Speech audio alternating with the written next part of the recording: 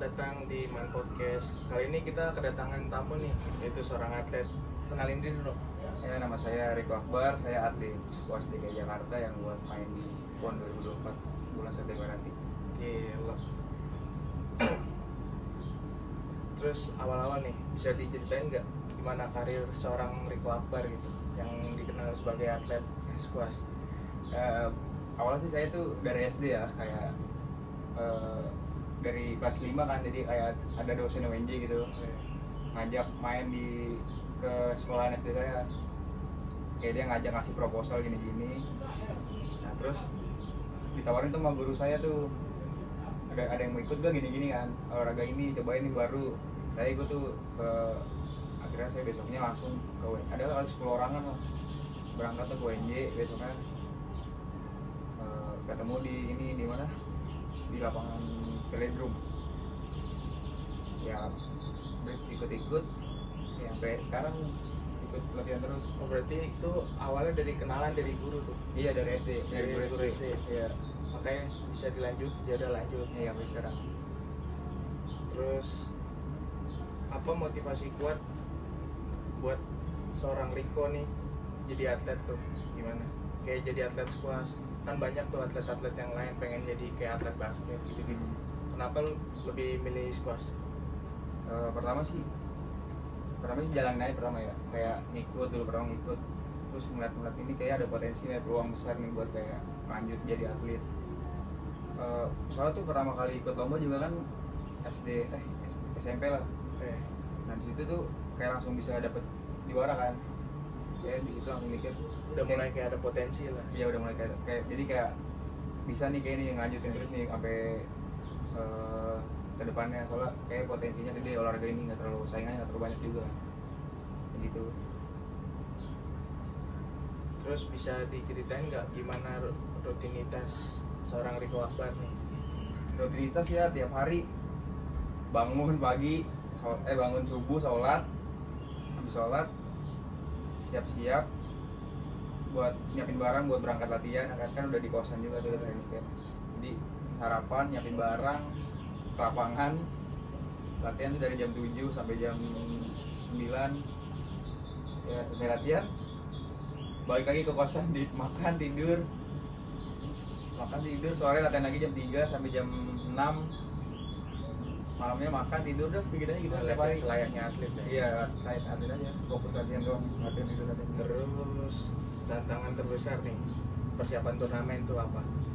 Kayak lu agak ke pressure nggak apa gimana? Kayak Riko nih agak ke pressure apa gimana?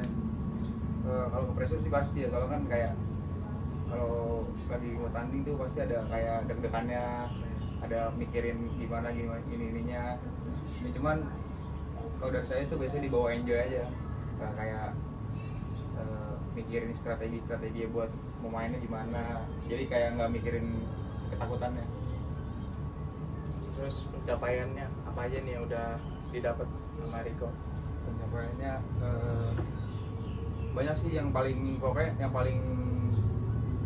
menurut saya bagus tuh Kejurnas. Juara pencapaian terbesar itu ya, juara Kejurnas tahun 2021 bang. Terus gimana kayak seorang Riko nih menangin gelar pertamanya, rasanya gimana? Seneng udah pasti. Terus rasanya senang lah pasti, bikin orang tua bangga ya kan. Iya. Bikin orang-orang juga kayak Riko nih juara ya kan, temennya atlet nih kayak gitu ya, jadi kayak kesenangan sendiri lah. Udah gitu kan dapat uang juga kan, jadi ya senang lah pokoknya lah. Terus gimana nyesuaiin permainan lawan? Kayak nih orang nggak bisa dibaca. Terus terus Riko ini gimana nih cara nyimbanginnya? Paling biasanya kan kalau sebelum main tuh ada ini kan, pemanasan dulu kan. Nah jadi kita tuh di situ baca permainan lawan juga di situ, dari awal tuh kita udah baca kayak gini mainnya gimana. Jadi di situ tuh kita harus benar-benar analisis dia tuh cepat gitu.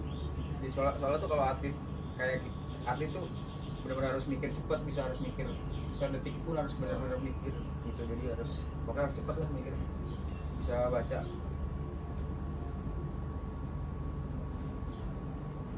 Terus ada lagi siapa yang paling berpengaruh nih sama karir seorang Riko Akbar gitu kan? Ya paling pertama sih diri sendiri ya. Soalnya kan diri sendiri itu paling berat buat dilawan ya kan. Ya, soalnya kan nggak ada kemauan kita nggak bakal bisa. Iya, nggak bakal, kalau nggak ada kemauan nggak bakal bisa. Kedua pasti orang tua ya kan, karena orang tua tuh pasti nge-support dari Iya, belakang nge-support terus. lah. Ini anaknya gimana gini ya kan. Terus ceritain momen yang paling berkesan tuh apa? Kayak selain menang turnamen gitu-gitu. Momen paling berkesan. Ya paling kalau lomba ke luar negeri sih palingan. Oh, itu udah momen dia ya. Iya sih. Itu kan kalian lomba, sekalian Jalan-jalan. jalan ya kan, dapat semua jadinya. Hmm. Mau lomba, jalan-jalannya dapat, lombanya dapat. Semuanya have fun lah pokoknya kalau luar negeri gitu. Kelas pasti kok. Terus tujuan jangka panjang lu di tujuan jangka panjang di karir squash ini apa?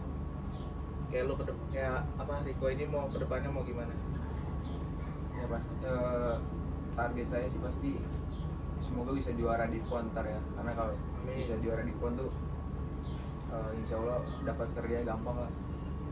Dari soalnya kan kalau di apa namanya di PON itu dia ada kerja sama kayak BUMD Jakarta kan, jadi kalau bisa dapat medali tuh bisa langsung masuk Nilai ke bonus situ. buat Iya, gampangnya bonusnya dilirik lah. Iya.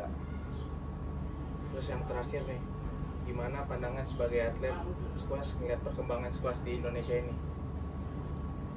Perkembangannya sekarang lumayan bagus ya, soalnya udah banyak kayak ada komunitas squash gitu. Dia kayak bikin komunitas, terus bikin latihan juga, bikin buat kayak ada orang-orang mau main nih, terdaftar di dia gitu. Pokoknya udah lumayan banyak sih di Jakarta ini.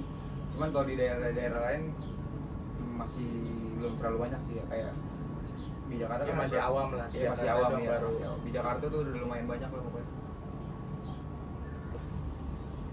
Terus pertanyaan selanjutnya, pesen nih, lo ini seorang Rico nih ada penggemar nggak kira-kira? Penggemar Terus kalau buat pesan ke sana apa? Buat kayak misal ada penggemar nih yang penggemar nggak tahu ya, kalau penggemar kayak nggak ada ya, soalnya kan belum terkenal temen juga. dari temen Dari teman paling lah, kayak paling ada tuh teman kayak gue mau dong ikut main squash dong kayak gitu dong. Paling ya kalau dari saya sih ya ayo ikut aja sih, ntar latihan main sama saya, tinggal nyewa aja lapangan, main sama saya mah free aja. Kayak Yang penting mah tahu squash gitu, yang penting mah Privilege, iya, yang penting tuh privilege. squash kesebar gitu lah kemana-mana ya kan. ya jadi saling ada feedback gitu. Iya. Terus ada hobi lain nggak selain squash? Kalau hobi lain squash ya paling main bola, terus main badminton, pokoknya kaitan sama olahraga juga lah. Iya. Saran dong buat atlet muda yang pengen jadi atlet tuh gimana? Awal-awal aja. Ya harus gimana nya. Kalau mau jadi atlet itu yang penting harus konsisten ya, karena konsisten itu paling berat. Saya sendiri kalau dibilang konsisten juga masih kurang konsisten ya, karena susah buat pertahanin juara, daripada ngejar buat juara tuh lebih susah pertahanin. Apalagi juara. kalau udah juara kan tuh udah kayak angin-anginan lah. Iya, mau udah dapetin pasti. titel lain. Iya udah, kalau udah juara tuh pasti ntar juga ada lagi kayak Iya. malas-malas gitu udah Malas-malas juara. kayak jadi Kalau ngejar tuh nunda-nunda gitu. iya benar, kalau karena gimana ya, kalau lagi di atas tuh orang suka lupa diri gitu. Star syndrome Iya. sebenarnya banyak orang begitu. Jadi kayak udah juara ini kan, jadi cuek aja lah. Yang penting udah juara ini kayak gitu pasti. Yang susah emang pertahanin emang. Seandainya ya orang kayak saya nih bisa nggak jadi atlet squash itu? Kayak Bos Rico nih. Bisa lah semuanya, nggak ada yang nggak mungkin di dunia ini mah pasti bisa. Selama ada niat ya. Iya, selama ada niat pasti bisa. Oke, kayaknya cukup sih sekian. Iya. Iya. Terima kasih sudah menonton acara podcast kali ini. Semoga di kedepannya akan dilanjutkan dengan podcast yang lainnya. Sekian, terima kasih. Saya Firman Syahata. Saya Rico Akbar. Pamit undur diri. Assalamualaikum warahmatullahi wabarakatuh.